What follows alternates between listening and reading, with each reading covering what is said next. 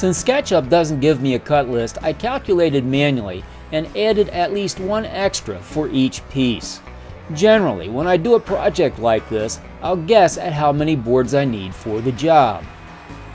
As I cut the pieces, it was very important that I label and stack them according to the right and the left-hand shelves. The first step was to cut them to length.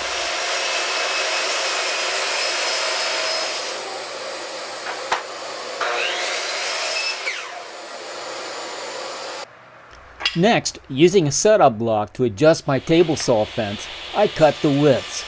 This is where I started labeling and stacking the pieces by the right and the left-hand side shelves.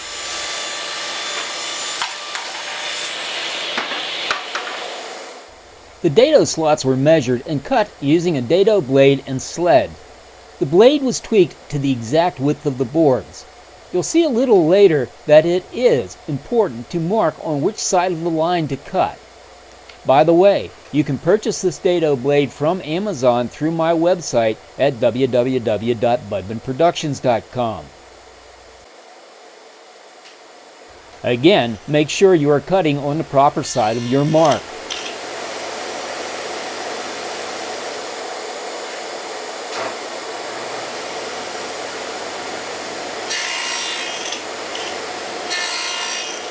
After cutting the dados on one of the length sections, I used that board as a template to accurately cut the rest of the boards.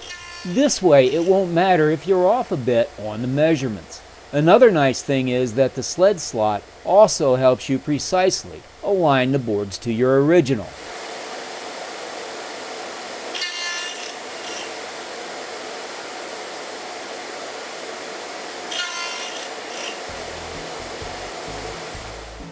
Both the front and rear rails need the dados cut to match our already cut center boards.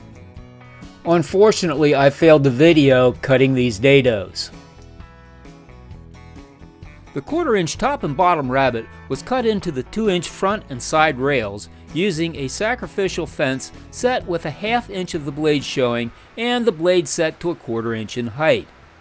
Now I know many of you experts are probably already yelling at your computer telling me that this is a bad measurement.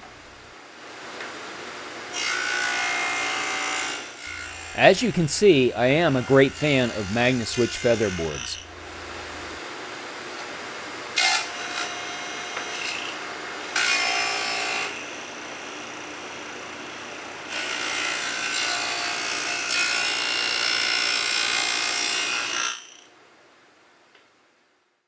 For the wall supports, I cut lengths and widths using dimensional poplar and did a glue up.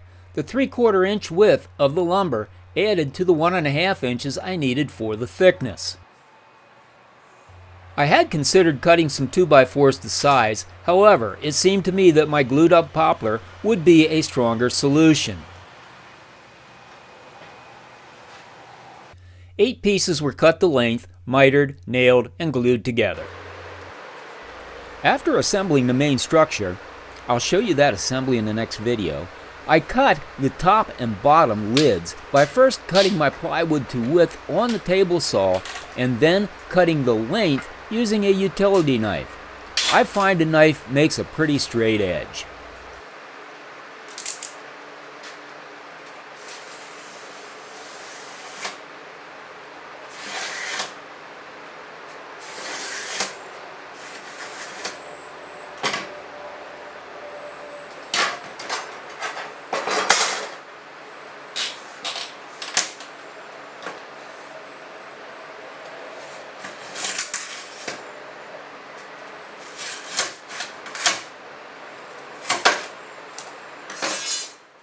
Each piece was fit to the frame before fastening, and I often needed to shave a little off of one end or the other.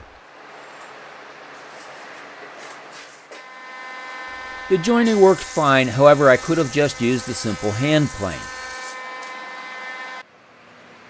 In this case, my original cut across the end was not as square as it should have been, so I simply trimmed it off using my knife.